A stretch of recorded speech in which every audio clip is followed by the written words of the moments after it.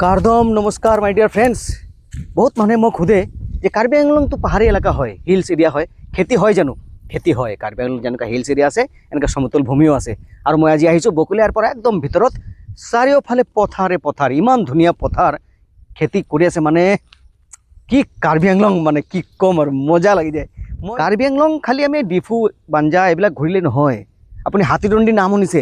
হাতীদণ্ডী, বাৰিকাতেৰণ, হেমাৰী ৰংফাৰ এইবিলাক নাম শুনিছে? ৰাজাপাথাৰ, চাৰেতেৰাং শুনিছে কেতিয়াও? মাগুৰি, মলেশ বস্তি এইবিলাক ভিতৰত চাব। মই আজি এইবিলাক ফুৰি আছোঁ, ক'লোতো বহুত ধুনীয়া জেগা এইবিলাকৰ।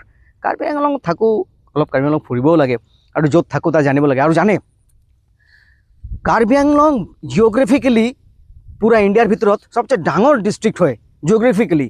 ইভেন কি গোৱা, ছিকিম আৰু ত্ৰিপুৰাৰ পৰাও ডাঙৰ এৰিয়া হয়। মানে ইমান ডাঙৰ कार्बी आंगलंग হয়। জানে চবে? নাজানে।